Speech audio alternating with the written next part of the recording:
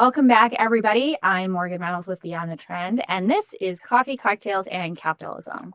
Today, I am joined by Bill Brown, owner of the delicious and often frequented by myself and my friends, Polo Steak Sea, which is on Ocean Drive here in gorgeous Vero Beach. Bill, thank you so much for being here. Thank you for inviting. It's a pleasure to be here. Well, I know that you are a busy individual. You have Sometimes. You have a lot to take care of over there, so we appreciate you taking the time. It's my pleasure. And you brought a special friend. I did. I brought Mr. Finns. He's our little newest addition to our family. He is so sweet. Thank you. So my wife and I are big Jimmy Buffett fans, and he's all white, so he looks like a shark. So we have something to say to the people. At some point, he might. But one of the reasons I brought him is we have a large outdoor patio, and we are dog friendly.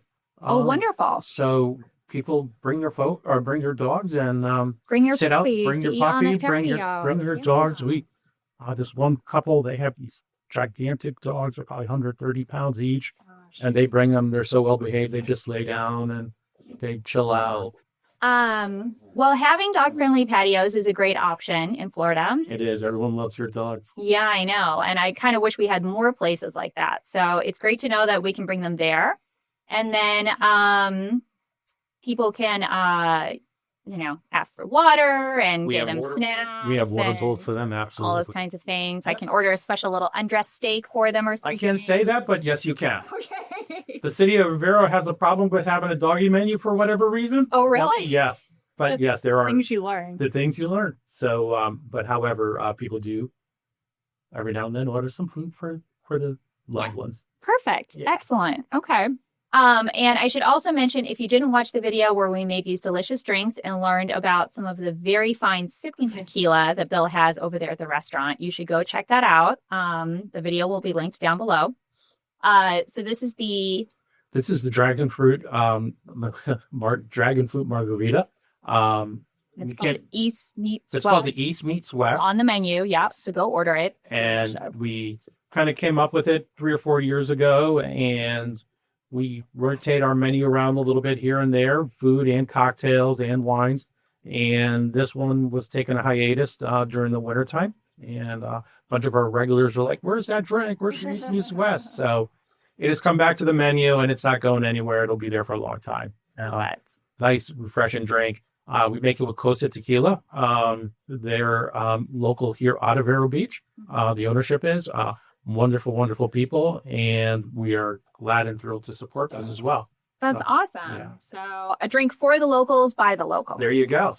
All right. Well, Bill, I always like with our guests to kind of go back to their origins, if I may, because we know you now as a successful restaurant owner and kind of a pillar of the community now there on beachside. But where were you born and raised? I was born in Connecticut.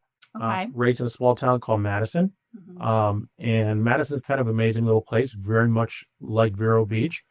Small community on the water, couple hotels on the water. Very, very similar. Probably the 2 best bookstores in the country are here in Vero and in Madison. So it's kind of crazy how similar the towns are, 2,000 miles apart or 1,500 miles apart, but very similar. Very connected. Yeah. So when I was out and about, I always wanted to get back to the ocean, live by the beach, and found Vero Beach, and here we are. Been here operating a business here since 2014, end of 2014, and moved here full time. I was commuting back and forth between here and Orlando for about 5-6 years. But we finally moved down here full time, and just absolutely love it. It's an amazing community, amazing people. I mean, I always feel really fortunate to be here. Absolutely. But when you were in Connecticut, did you kind of always have an interest in the hospitality industry? Did you have some high school jobs in that area? I did. And when it was time to go to college, I want to go to culinary school. Actually, the culinary part of it is actually my background. And I wanted to go to culinary school. And my mom was like, oh, that's a crazy life. You have to work every weekend, all the holidays and all that. What did your parents do? So my dad was a lawyer, Uh-huh. and my mom worked for him for most of her time. Okay. And when she wasn't raising kids, she was helping my dad Get out of the raising a business. Yeah. That's great. Yeah. So he had his own separate He practice. had he had his own law firm in New Haven, Mhm. and for a long time. Interesting story with him, but he ended up in law school, and not by design. He had a college roommate that asked him what his major was going to be, and he said he didn't know. And the roommate said, "Oh, my dad owns a law firm. I'm going to be a lawyer, so you're going to be a lawyer too." And my dad said, "Okay, sounds like a plan." Sure. And so it's kind of a funny story. So they graduated Providence College. They all got the roommate got them all interviews at Georgetown, and so they went to him and another friend. The three of them went to Georgetown. They graduated from Georgetown, and the funny part of the story is the dad sets all three of them up for interviews with the CIA. So interesting. they all go and interview at the CIA. Okay. And the gentleman who's been leading my dad along, this is your career path, was not accepted by the CIA. So The roommate who got them all where they were was the only one that they didn't want. Correct. He was probably too kind and helpful. It might have been something like that. So he worked for the CIA for a little bit, and then really decided that wasn't for him, and then went back to his hometown where he grew up and started a law practice. Wow. So, yeah. Good for him. Yeah. That's so interesting. That roommate really changed the course of his life. Crazy, isn't that? I mean, it's amazing how one person in your life can make a difference, and not even knowing what that person is there for, but change the entire outcome. Yeah. They say sometimes people are there for either a reason or a season, or both. I never heard that, but definitely. So then, so did your dad want you to be a lawyer, or no? He was kind of okay with you choosing. He was an awesome dad. He was, whatever makes you happy, and I have a sister as well, and he never really forced her to follow that either. Is what you folks enjoy, and all that. So I went to college in Boston. It worked out really well for me. I was accounting major, business accounting major, and all business focuses around the financial stuff, because if the financial stuff isn't there and you don't understand it, then what kind of business do you really have or anything like that. And so in retrospect, that all worked out fantastic. But I left Boston, came back to Connecticut for a little bit, and then ended up in Miami, working for a hotel company in Miami. Then ended up in Key West, banquet chef at Casa Marina, and then transferred around a little bit. Ended up in Michigan. Oh my gosh! Yeah. I'm sorry. You know what? Spent 7 years in Michigan, and spent 7 years in Michigan, and just fortunate of meeting these. Where in Michigan? Just a little bit north of Detroit. Okay. So way up there. No, not super. Well, crazy. It's further. Just about 20-30 minutes north of Detroit. Okay. So yeah, so not crazy.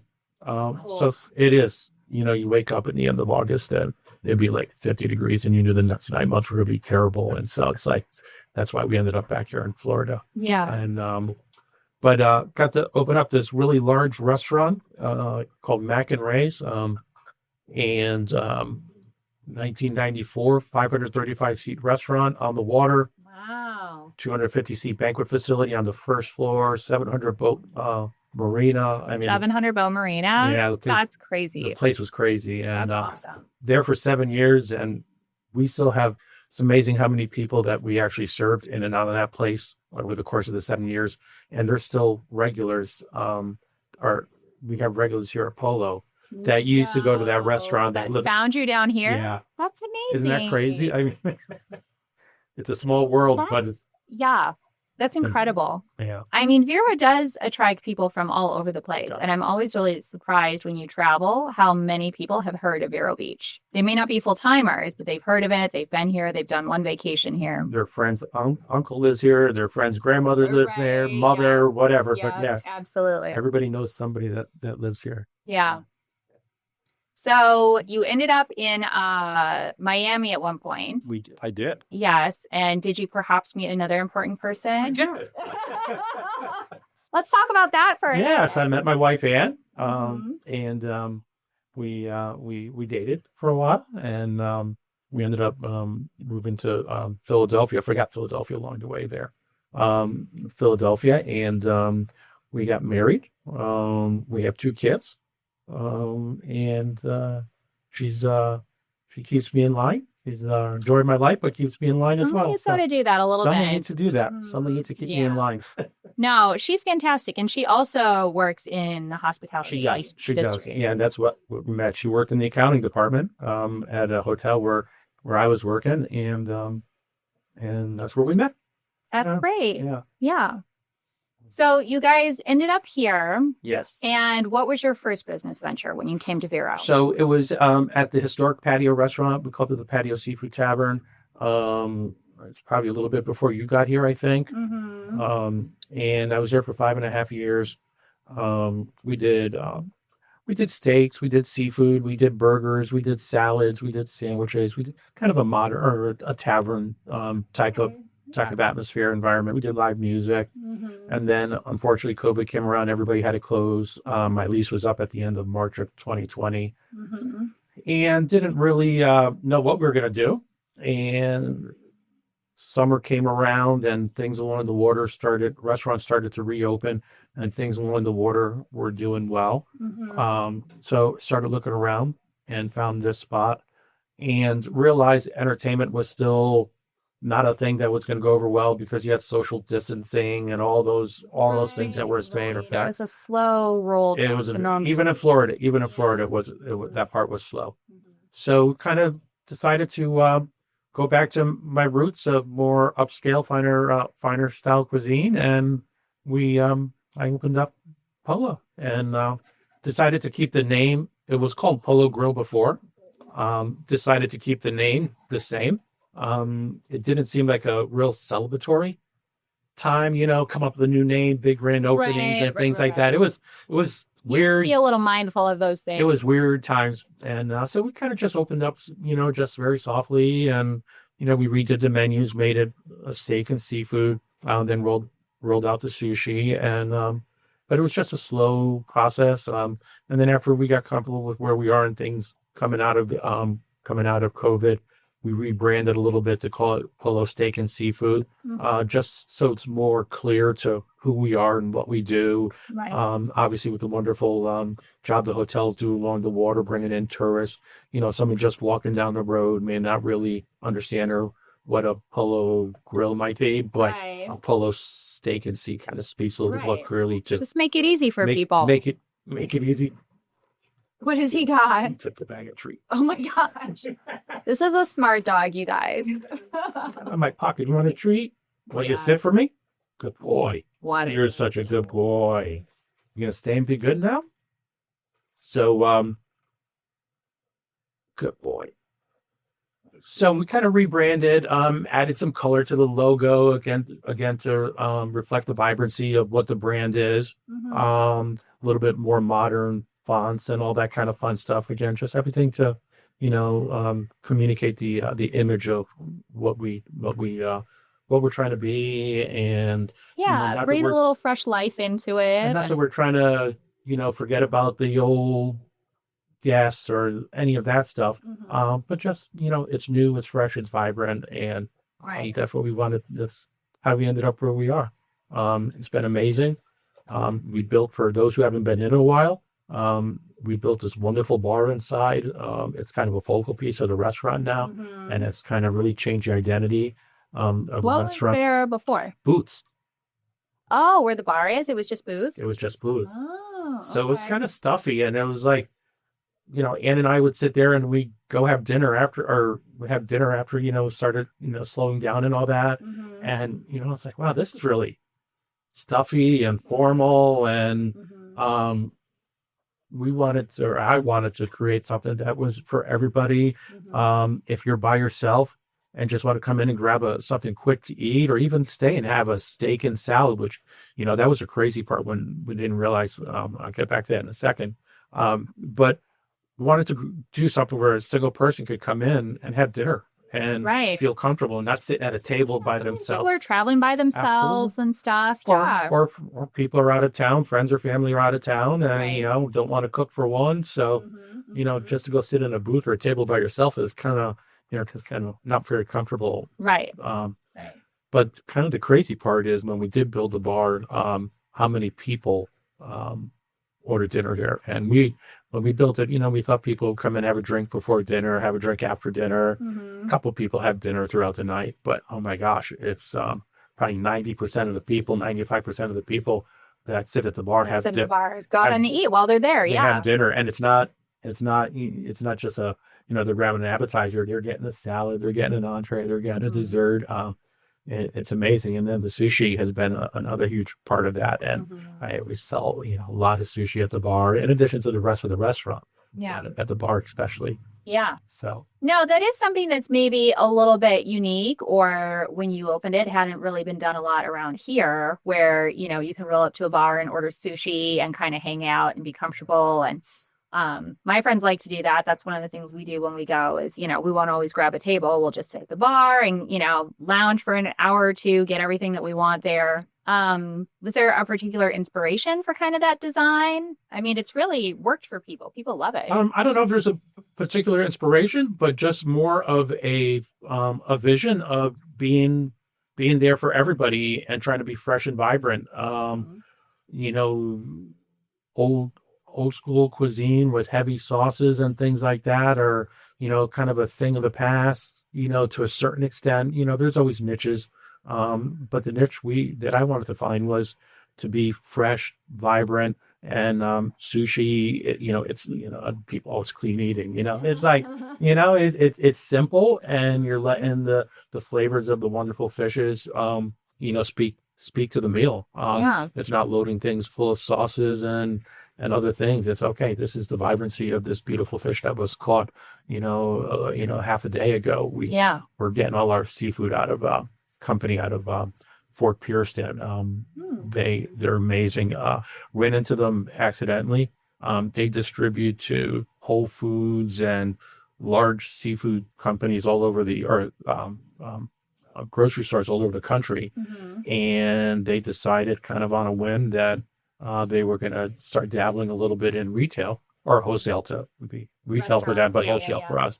And it is, it's been fantastic. The freshness is like unbelievable. They're catching, those boats are coming in, and that morning and that afternoon, it's in our kitchen. That's amazing. Oh, it's fantastic. So they catch a lot of it here off of our coast? A lot off our coast, absolutely. Some in the Gulf, some out in the Keys, and it's crazy how fresh it is. It's like the most beautiful looking.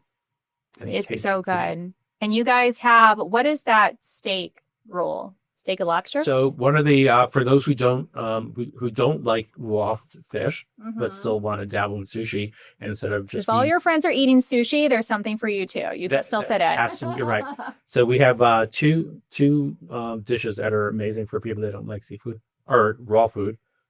It's called the steak and lobster roll, and in the center of it is freshly made lobster meat, and then on top we take a ribeye, slice it really thin, drape it over the top of the rice or the roll, and then we take a blowtorch and we char it. So you get this beautiful brulee smell and freshness to the taste of the steak along with the lobster.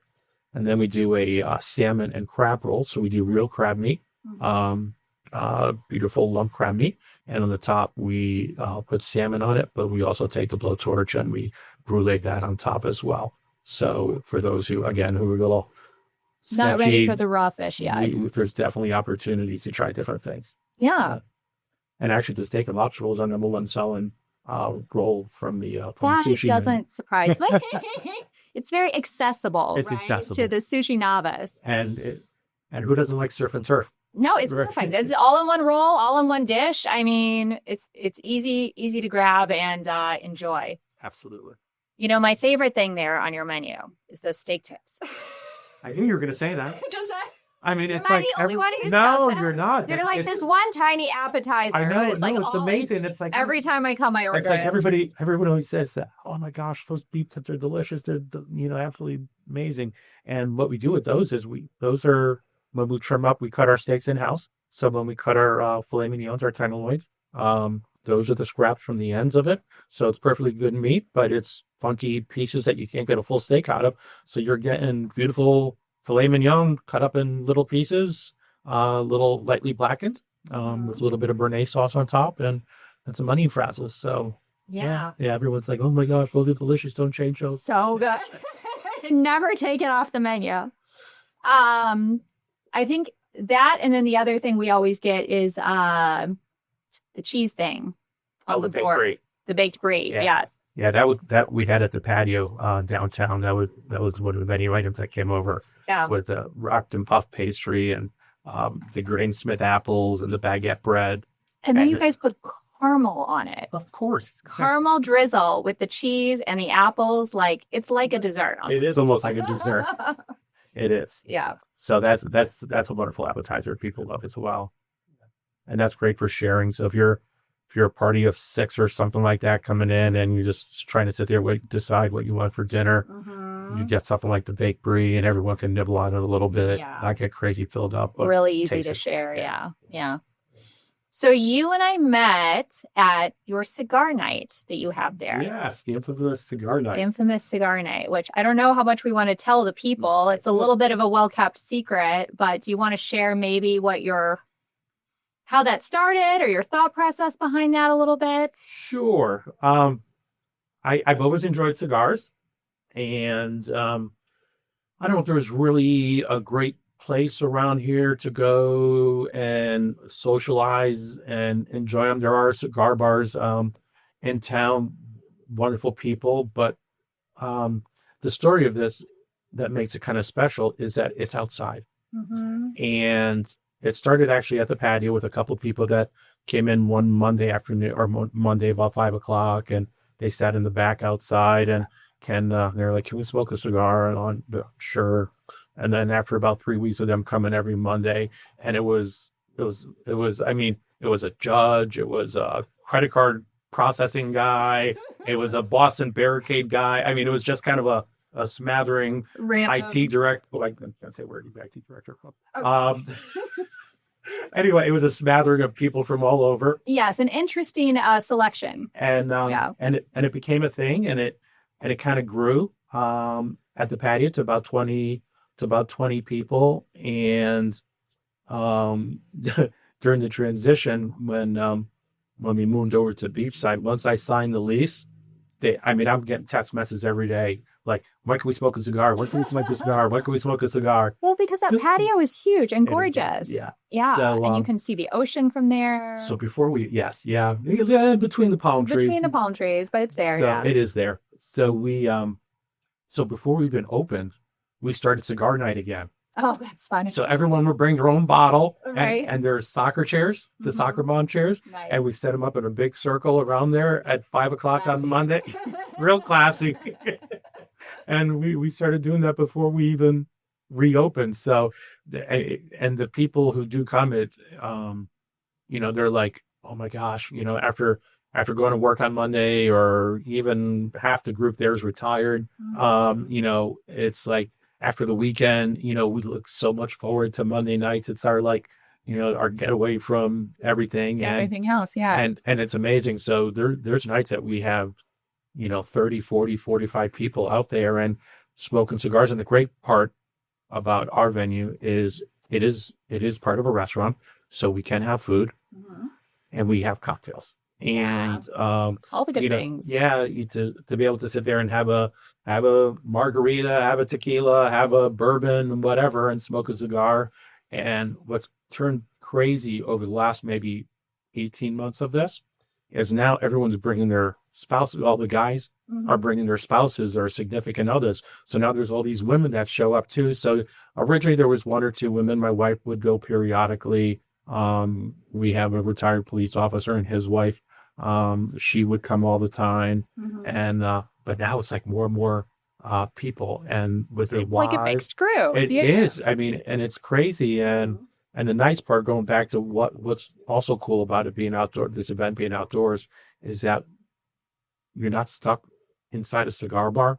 So when you leave, you don't stink of cigars. Your hair is not permeating cigars. Your clothes don't permeate. There's lots of fresh air. Lots of fresh air, and I think that's what makes it comfortable even for non-cigar smokers. Like sometimes I'll bring friends that are not there to smoke cigars, but they're just there to be social and hang out, and that's fine too. You're absolutely right. There are people that come that don't smoke cigars, but their good friend does, and they'll come and chat. Right, they'll just come and have a cocktail or a glass of wine, and they're not overwhelmed by being in this smoky place. Yeah. So that was kind of an accidental discovery. Kind of worked out. Yeah, it's on a Monday night, so it's usually a quieter night of the week. But because of how this has worked out, Monday nights is probably our third busiest night of the week. Obviously, Friday, Saturday, and Monday, and you have then you have a lot of people that will go in for dinner. They'll have a cigar and a couple of cocktails, and they'll go in as a group of 4, 6, 8 and go have dinner and enjoy dinner afterwards. So it's really turned into just this crazy thing. It's a whole thing now. Yeah. Yeah. Well, you can't stop the, specialty cocktails on the menu. You can't stop cigar night. Now you have all these things that you're locked into. So funny story about cigar night. About a year and a half ago, 2 years ago, this lady, Star Parker, I don't know if you're familiar with. So that sounds so familiar. Yeah, she was on The View for a while. Yes. So she's walking into the restaurant. She's going to meet someone. Again, it's Vero Beach. You never know who's going to show up. You never know who you're going to come across. Yeah. So she's walking into the restaurant, and she stops in the middle of this whole group of people. Just literally stops, and she looks around to everybody, and she goes, "I smell freedom." This is the greatest line ever. That's so funny. So we do shirts with the for the Cigar Guys periodically, and we even have a name for the club. It's called the Ash Monday Club.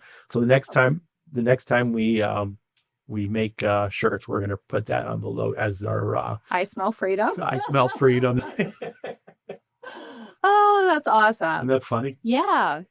But, that kind of goes back to the whole point of hospitality is to make welcoming spaces for people. So it seems like you guys are doing that very well because people are kind of, creating the environment that they want to see in your spaces. It is.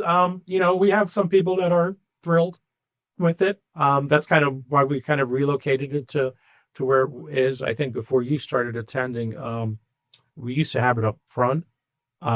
Where those tables are now with the tablecloths. It used to be up front over there, and it just got so big, and people would be walking through the cigar smoke when the door would open to the restaurant.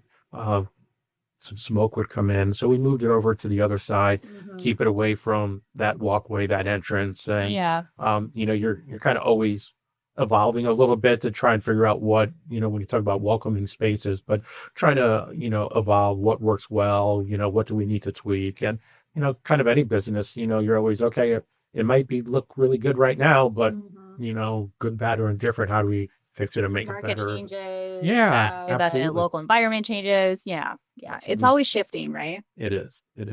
And even like demand is always shifting. Cocktails. When we built the bar, just to, we made our cocktails and all that, but we serve a lot of wine there. And all of a sudden now it's like everybody has to have a cocktail. Everybody wants more than one cocktail. And it's like, ooh, we got to redesign the layout of the bar now looking at it. It's like, everything evolves, and you just have to be flexible enough to understand that and figure out what you need to do to, make it work with you and your team and your guests. Yeah. Do you have to spend a lot of time in the restaurant? Do you have to spend a lot of time with like the books and the vendors and the back end side of things? How's your time balance? So my time balance is kind of strangely. I usually go in the morning, kind of like you said, books, vendors, all that stuff. What do we need to look at for marketing? What do we need to, what do we need to improve on? What do we need to tweak? Okay, we're going to work on some new menu items, whether they're cocktails or food. So that's kind of that time of the day. When we first opened up, the supply chain was a disaster. And I kind of took that out of our culinary team's hands.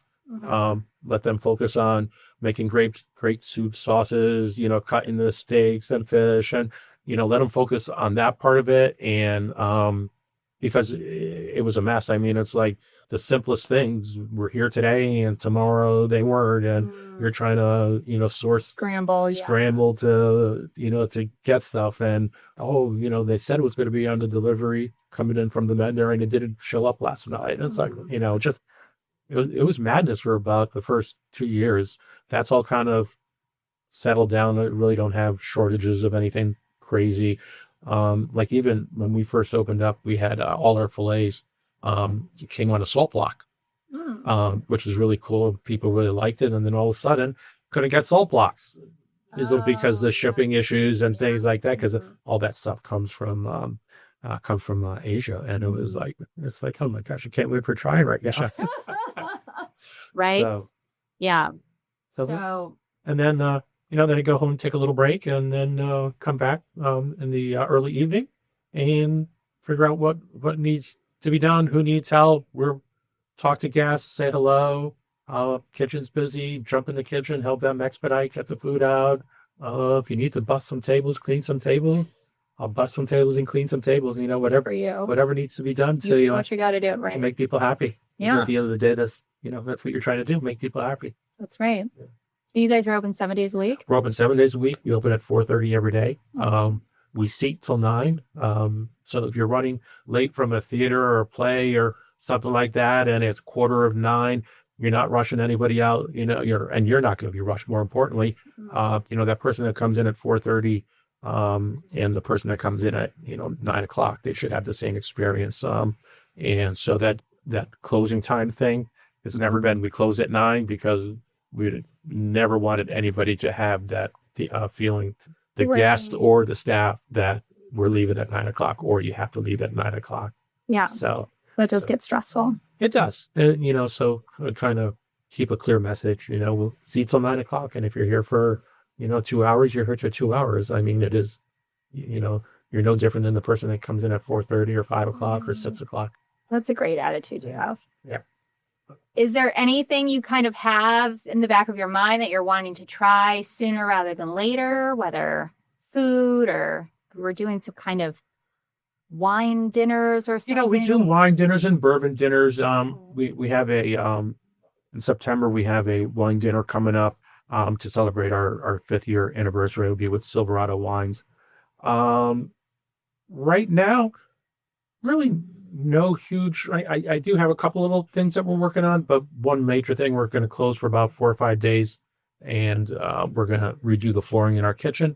But other than that, just keep focusing on training, great food, knowledge. Right. We have, it's funny. I wanted to keep this simple when we opened, and that kind of got away from me a little bit, and by the wayside a bit. Yeah, all to my own fault. But we have a lot of wines on our wine list. We have a ton of bourbons.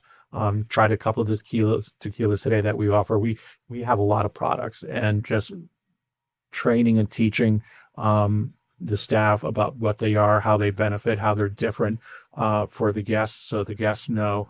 That turned into a bigger project than I had anticipated, but we put some systems into place for that. And we have the vendors come out, the liquor distributors and wine distributors. They come out. They do seminars with the staff, so they can better understand what they're selling and why this cab versus this cab, or why this bourbon versus this bourbon. Depends on what they're eating, depends on what the guests are looking for, to help them steer them into a good decision. Yeah. I've always been steered into good decisions by your staff, I have to say. Wonderful. I'll come in and I'll be like, well, some type of red wine. No, I don't know, whatever. And they're always very accommodating and work with you. Do you have any idea how many wines or liquors you guys offer in ballpark? No, that's okay. Millions. I mean, we have probably close to 75, 80 wines by the glass on our menu. We probably have another 70, 80 bottles. And it rotates. We have we have your familiar names, your staples, and then we have some small boutique wineries that they only make a couple hundred cases a year, and I'll be able to get a case of this or a case of that, and while we have it, we have it. When it's gone, it's gone, and Right, it rolls off. Yeah. and we have an adventurous, somewhat adventurous clientele. We'll definitely have people come in and say, oh, what's new on the wine list, or you have servers that know the customers, the guests that are willing to try something different and new. And they'll be like, oh, hey, listen, we just got in this blah, blah, blah. And okay, I'll try a bottle. And so, Yeah. And the same thing with the bourbons. We support a couple of people here, obviously, the Costa folks, because they're here. The Bhakta, I don't know if you're familiar with Bhakta, Raj Bhakta. But Raj Bhakta founded Whistle Pig. Oh, yes. And then left them and started his own brand. He actually has 1,000 acres out here west of town. But his main facility is up in Vermont, and we've gone up and we've blended our own bourbons. So we have two versions. So Polo Steak Sea. So we have a Polo Steak, which is more driven towards blending with cocktails, old fashions, and we have we do a Bhakta old fashioned with Polo Steak.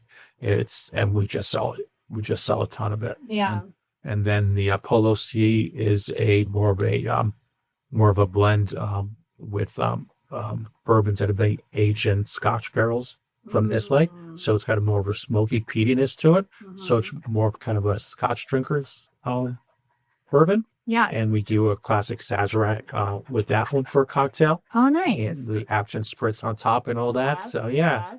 So again, another local people, there's so many amazing, like you said earlier, there's so many amazing people here in Vero, and just to, they had the opportunity to partner and celebrate, local people, because we're local here too. It's amazing.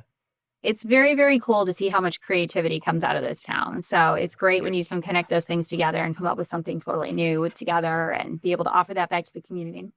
Absolutely. Anything else that you want to tease a little bit before we kind of wrap up here today? Do I want to tease anything a little bit?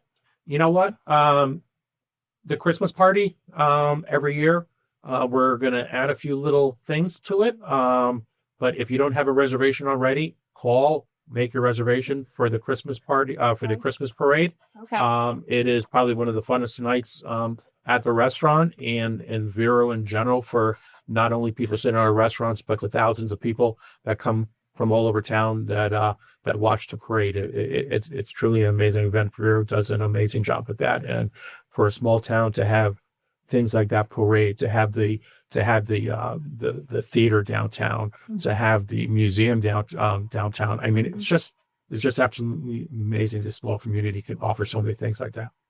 It is a very special place to be. So book a seat if you want to watch the parade out on the patio. Call now. Or it will be gone. That's it. That's your only opportunity. Do you guys do anything special at New Year's? We really don't. Okay. It's a crazy night. We've thought about it, but it's a crazy night, and it's just kind of a party in and of itself. It is, and not obviously, but actually, that's the busiest week of the year. That from Christmas to New Year's, it's insane, because everybody's in the hotels. Everyone's grandkids are visiting. Everybody is in town. Yep. My sister, she lives in Charlotte. She comes down every year with her kids, and it's just people come to Vero for Christmas, and whether they're staying in hotels or friends or families' homes, there's a lot of people here. And again, kind of learned there. We've tried it. We actually say we tried, but we've done special menus and things like that over the years. But you know what? Do what the kitchen knows best. Do what the staff knows best. Keep it simple and execute. And that's kind of what we do. Yeah. So I know that's not exciting. Listen, if you're full and busy, then you're full and busy. So people are coming because they like the food and the cocktails and the drinks that you have on the regular. So you might as well. I love view of the ocean in the trees. And you said that, not me. The cigars after dinner too. And the cigars after dinner. All of it together. Yeah. So yes. Well, I really appreciate all the work that you guys put in to make it such a great experience every time. It's the staff. They put in a ton of work, and they're really proud of what they do. Take a lot of pride. You have great people. You really do. Very, very fortunate. Yeah. Very fortunate. Yeah. Well, I really appreciate you spending some time with me Well, today. thank you for the invitation. It's great to be here. Great to check out your studio and your office. This is awesome. Yeah, no, we're Be really fun to glad set up you- over here. Well, we try. We like to share the stories of what other businesses are doing and working professionals. And I think all of us at any stage of our career can learn a little something from each other. Absolutely. So it's kind of the whole point. Yeah. Absolutely. Well, Bill, I will let you and Finn's finish your treats and your drinks before you leave. Everybody, thank you so much for joining us today. Make sure to like, subscribe, do all the things. Follow us on Instagram, and then come back and watch the next video. Bye, everyone.